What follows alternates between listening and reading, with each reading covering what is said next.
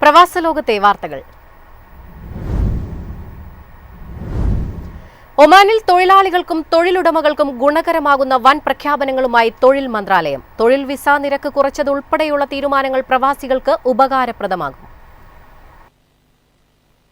ഒമാനിൽ തൊഴിൽ പെർമിറ്റുകൾക്ക് നിരക്ക് കുറച്ചും കാലയളവ് ദീർഘിപ്പിച്ചും നടപടികൾ ലളിതമാക്കിയുമുള്ള ഉത്തരവ് തൊഴിൽ മന്ത്രാലയം പുറത്തിറക്കി.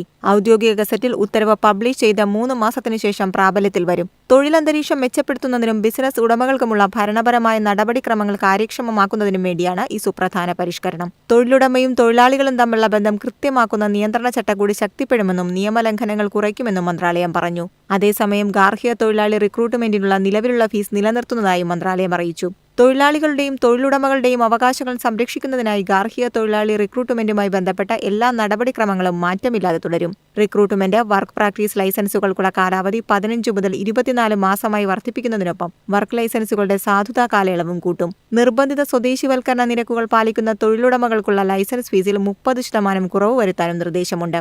അതേസമയം അനുസരിക്കാത്ത സ്ഥാപനങ്ങൾ ഇരട്ടി ഫീസ് നേരിടേണ്ടിവരും. News desk MyFin TV. ഓസ്ട്രേലിയയിൽ അന്താരാഷ്ട്ര വിദ്യാർത്ഥി പ്രവേശനം പരിമിതപ്പെടുത്താൻ നീക്കം. സർവകലാശാലകൾക്ക് സർക്കാർ നിർദ്ദേശം നൽകി. രാജ്യത്തെ പ്രമുഖ സർവകലാശാലകളിൽ വിദേശ വിദ്യാർത്ഥികളുടെ എണ്ണം വർദ്ധിക്കുന്നതിനാൽ ഇവരുടെ വരവ് കുറയ്ക്കാൻ നീക്കം നടത്തുന്നതായി ടൈംസ് ഹയർ എഡ്യൂക്കേഷന്റെ റിപ്പോർട്ട് വ്യക്തമാക്കുന്നു. രാജ്യത്തെ വിദ്യാർത്ഥികളായിരിക്കണം ക്യാമ്പസിൽ ഭൂരിപക്ഷമുണ്ടാകേണ്ടതെന്നാണ് ഓസ്ട്രേലിയൻ സർക്കാർ സർവകലാശാലകളോട് ആവശ്യപ്പെട്ടിരിക്കുന്നത്. മൊത്തം എൻറോൾമെന്റിന്റെ 50%-ലധികം ഓസ്ട്രേലിയൻ വിദ്യാർത്ഥികൾ വരണമെന്ന് വിദ്യാഭ്യാസ മന്ത്രി ജെയ്സൺ ക്ലെയർ വ്യക്തമാക്കി. 2024 സിഡ്നി സർവകലാശാലയിലെ അന്താരാഷ്ട്ര വിദ്യാർത്ഥി എൻറോൾമെന്റുകൾ 51%. 2023 49%. കഴിഞ്ഞ വർഷം മർഡോക്ക് യൂണിവേഴ്സിറ്റിയിലെ വിദേശ വിദ്യാർത്ഥി പ്രവേശനം 57%, RMIT യൂണിവേഴ്സിറ്റിയിലെ പ്രവേശനം 50%. മറ്റ് പ്രമുഖ സർവകലാശാലകളും സമാന നിലവാരത്തിലേക്ക് അടുക്കുന്നു. ന്യൂ സൗത്ത് വെയിൽസ് സർവകലാശാലയിൽ 2024 47% അന്തർദേശീയ വിദ്യാർത്ഥികൾ ഉണ്ടായിരുന്നു. വോളോകോങ് സർവകലാശാലയിൽ 46%, മോനാഷ് യൂണിവേഴ്സിറ്റിയിൽ 45%, മെൽബണിൽ 44% എന്നിങ്ങനെയാണ് കണക്കുകൾ.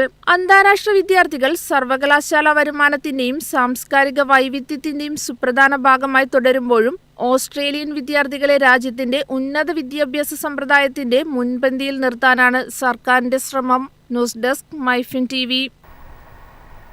സൗദിയിൽ വാണിജ്യ രജിസ്ട്രേഷനുകളുടെ എണ്ണത്തിൽ റെക്കോർഡ് വർധന. നിർമ്മാണ മേഖലയിലാണ് ഏറ്റവും കൂടുതൽ വാണിജ്യ രജിസ്ട്രേഷനുകൾ രേഖപ്പെടുത്തിയത്.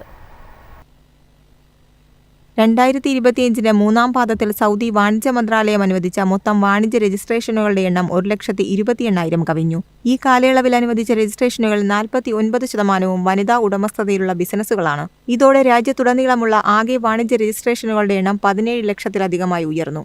മന്ത്രാലയം പുറത്തിറക്കിയ 2025 മൂന്നാം പാദത്തിലെ ബിസിനസ് സെക്ടർ ബുള്ളറ്റിൻ അനുസരിച്ച് മൊത്തം വാണിജ്യ രജിസ്ട്രേഷനുകളിൽ 48% വനിതാ ഉടമസ്ഥതയിലുള്ള ബിസിനസ്സുകളും 51% യുവജനങ്ങൾ ഉടമസ്ഥതയിലുള്ള ബിസിനസ്സുകളുമാണ്.